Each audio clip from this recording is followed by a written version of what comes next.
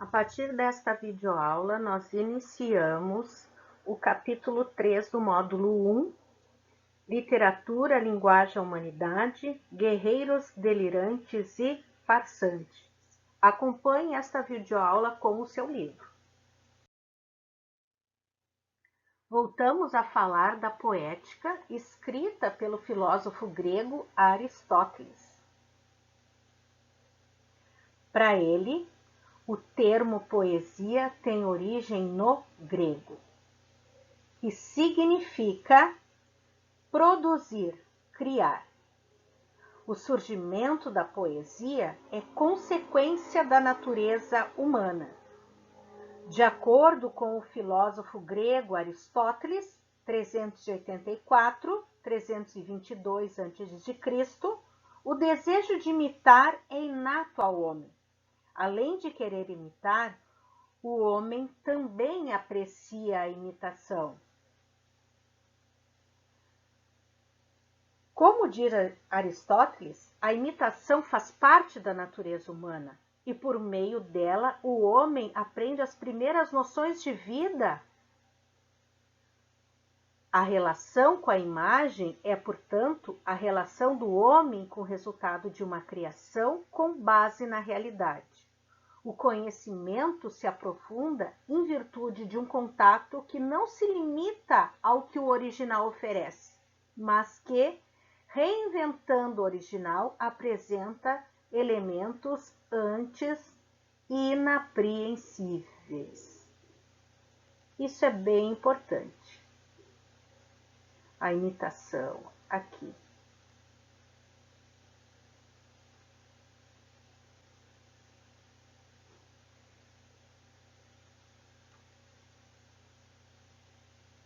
O desejo de imitar leva o homem a aprender a realidade de outras maneiras, pensando em que o cerca ao mesmo tempo que se baseia nele. A literatura imita a realidade, e a imitação, segundo Aristóteles, é congênita no homem. O que diz a página do livro de vocês? Logo no início tem um pequeno textinho que diz o seguinte: o imitar é congênito no homem, e nisso difere dos outros viventes, pois de todos é ele o mais imitador, e, por imitação, aprende as primeiras noções, e os homens se comprazem no imitado. Efetivamente, tal é o motivo por que se deleitam os filósofos e os demais homens perante as imagens. Olhando-as, aprendem e discorrem sobre o que seja cada uma delas. E dirão, por exemplo, esse é tal. Por quê? Se suceder que alguém não tenha visto o original, nenhum prazer lhe advirá da imagem, como imitada, mas tão somente da execução, da cor ou qualquer outra causa da mesma espécie. Poética de Aristóteles. Aristóteles está entre os mais influentes filósofos gregos, ao lado de Sócrates e Platão. Esses três foram responsáveis pelos fundamentos da filosofia ocidental e são lidos e respeitados ainda hoje. Entre os diversos gêneros textuais existentes, muitos que vocês já estudaram, estão estudando, como o jornalístico, a resenha, a biografia e tantos outros como tem nesse mapa mental aqui, estão aqueles que têm finalidades artísticas ou estéticas, que são os gêneros literários. Para Aristóteles, não basta escrever em verso para que o texto seja considerado um poema. Para um texto ser considerado literário, segundo Aristóteles, não basta que ele tenha elementos do texto literário. No entanto, Compreender esses elementos é fundamental para distinguir um do outro. Nesse sentido, segundo a classificação de Aristóteles, esses gêneros literários podem ser agrupados em gêneros narrativo ou épico, dramático e lírico.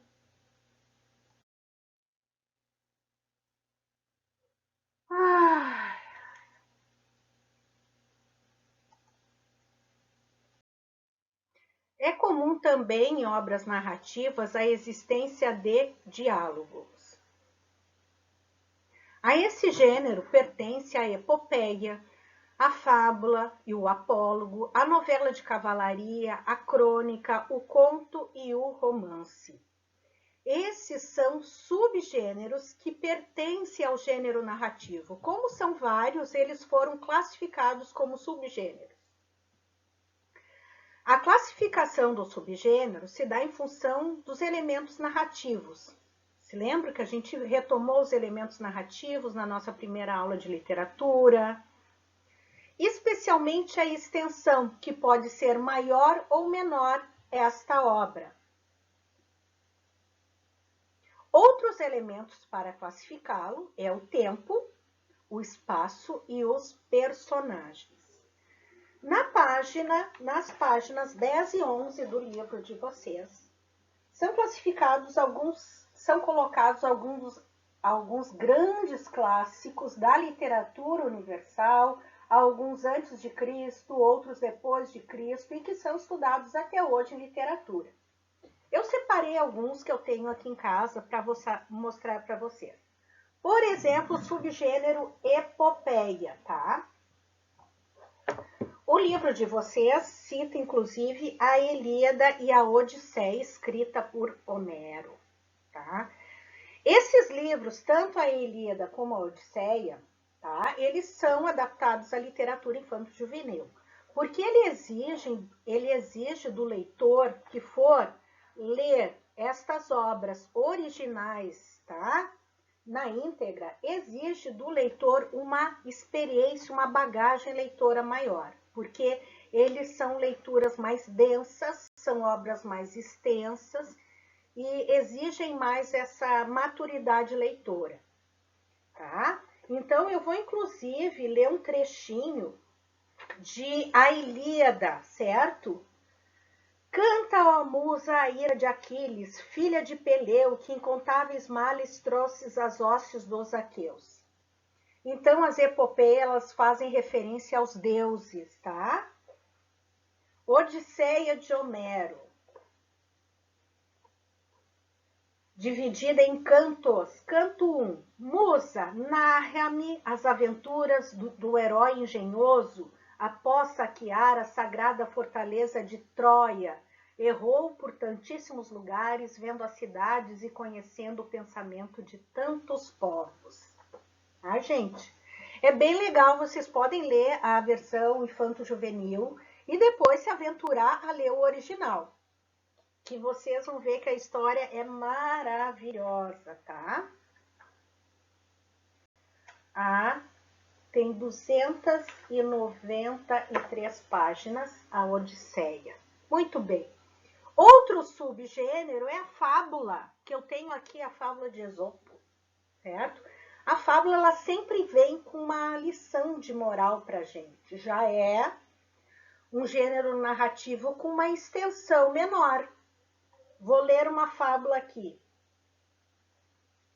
A mosca. Uma mosca caiu numa panela de carne.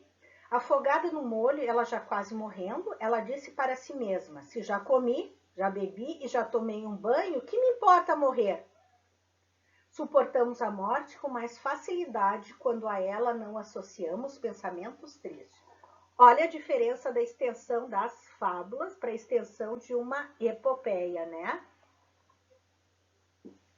Outro subgênero que tem aqui é a crônica. Desculpa, a crônica, sim. A crônica é um subgênero onde literatura e jornalismo caminham juntos, tá? Mas o que eu tenho aqui para mostrar para vocês é um livro de Clarice Lispector, tá? Que são um livro de contos de Clarice Lispector. Então, o primeiro conto que tem desse livro aqui, Laços de Família, um dos mais famosos de Clarice Lispector, tá? O primeiro conto, chamado Devaneio e Embriaguez de uma Rapariga, ele vai da página 9 à página 18.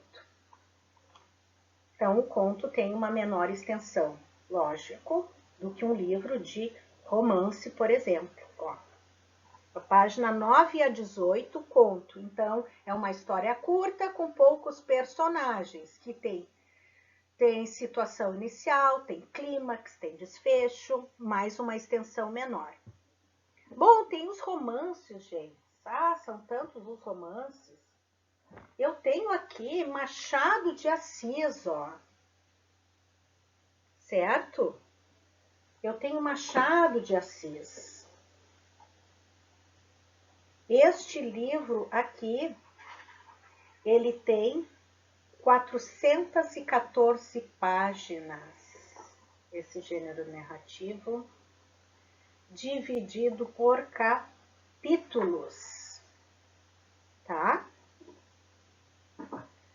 Outras obras que são citadas aqui no livro de vocês, que eu separei aqui, Dom Quixote de La Mancha, do espanhol Miguel de Cervantes, também adaptado à literatura infanto-juvenil, mas o original é este aqui, e adivinham quantas páginas ele tem? E eu li este livro e é maravilhoso. Ele tem 678 páginas. Também o livro fala para vocês a Divina Comédia de Dante, outro livro maravilhoso. Ele tem, deixa eu mostrar aqui para vocês, 428 páginas. Eu acho que também ele cita Crime e Castigo de Dr. Deixa eu ver aqui. Não, não tem. Mas o Crime e Castigo de Dostoiévski também é um grande clássico da literatura universal. Também é um livro que eu li, que exige bastante atenção. Ele é dividido em volume 1. O volume 1 vai até a página 388 e dividido em volume 2, que vai à página 367, gente. Tá? Então, eu dividi com vocês um pouco dos meus livros aqui. Tem aqui em casa, tá? E livros que eu li também, certo? E a gente vai saber melhor a classificação desses subgêneros, sobre como é que é uma epopeia, uma fábula e um apólogo, uma novela de cavalaria, a crônica, o conto e o romance, na nossa próxima aula, tá, gurizada? Já no gênero lírico, gente, a gente tem textos nos quais acontece a relação entre música e literatura, e nesse caso, o ritmo e o metro são essenciais. Compreende textos em que o eu lírico expõe sentimentos e emoções. O eu poético concentra-se em sua realidade interior, em seus sentimentos e procura expressá-los em versos na forma de poemas. Descrições e narrações, quando ocorrem nesse gênero, funcionam como pretexto para o eu lírico falar de si mesmo. Pessoal, eu tenho aqui esta nova forma, né, de a gente ler livros, né, gente? Eu tenho Kindle, né? E eu tenho aqui um trecho de Fernando Pessoa, junto com Luiz Vaz de Camões, que nós vamos estudar, Camões, agora na primeira série do médio. Fernando Pessoa foi junto com Camões, os maiores escritores da literatura portuguesa. Tá? Aqui tem um trechinho de uma poesia, um poema de Fernando Pessoa. Nenhuma delas em mim é serena, do resto, nada em mim é certo, está, ó primeira pessoa. Nenhuma delas em mim é serena. De acordo comigo próprio, as horas belas são as dos outros ou as que não há. Tá? Isso aqui é um trechinho de um poema onde Fernando Pessoa expõe seus sentimentos. Viram a primeira pessoa? Ok. Gurizada, a gente precisa saber que nenhuma obra é melhor ou pior que a outra, né? Por pertencer a esse gênero ou outro, se pertence ao gênero narrativo, se pertence ao gênero lírico, se pertence ao gênero dramático, nenhuma é. Todas têm a sua importância e sua riqueza. A gente é que acaba, assim, desenvolvendo interesses para algum tipo de gênero. Por exemplo, eu não sou muito dos poemas, eu gosto mais de ler os romances, tá? Então, cada um vai aos poucos, a gente vai com o nosso enriquecimento com a leitura, a gente vai começando a identificar o que a gente gosta mais de ler, mas todos têm sua importância. Bom, os poemas também apresentam subtipos, que são o soneto, a balada e a ode, que a gente vai saber a classificação deles na próxima aula de literatura. Já o gênero dramático se constitui num texto de extensão menor, no qual imito ações de homens superiores. Ações de homens superiores são as tragédias, como Édipo Rei do grego Sófocles. Nós estamos entre 496 a 406 a.C. Ou inferiores, como na Comédia às Aves, de Aristófanes, 450 a 338 a.C. Os textos são escritos em forma de diálogos ou de monólogo. Monólogo é quando tem apenas um ator no palco. São textos que são representados em um palco por atores que encarnam o personagem. Nesse gênero há também uma história, mas ela não é contada por um narrador. Ela é representada por um único ator no monólogo ou por vários atores. Eu trouxe aqui, ó, gente, eu tenho aqui de Eurípides a Medeia, Hipólito e as Troianas, certo? Aqui são textos, ó, de teatro, e daí ele começa. Classificação dos personagens. Após saber o nome dos personagens, começa a história. Cenário. Daí entra a ama, saindo da casa de Medeia. Tá aqui. Tá? É para teatro, para ser encenado. Certo? Aqui a relação de outros personagens, cada um com suas falas. O Hamlet, de William Shakespeare, que a segunda série do ensino médio está lendo, gente. É teatro também, ó. Também é teatro. Tá? Aqui já apresenta a lista dos personagens. E aqui começa. Ato 1, cena 1. E começa a narração. Tá? E assim por diante. Certo? Essa classificação, tá, gente? A gente vai esmiuçar melhor, claro, na próxima aula, para vocês saberem o que são, enfim, tragédias, o que são comédias, né, desse gênero dramático.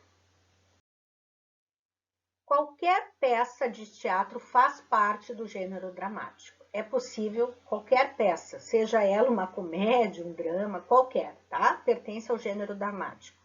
É possível classificar também nessa categoria os roteiros de filme e as telenovelas, que também pertencem ao gênero dramático. A esse gênero pertence a tragédia, a comédia e a tragicomédia, que nós vamos aprender na próxima aula.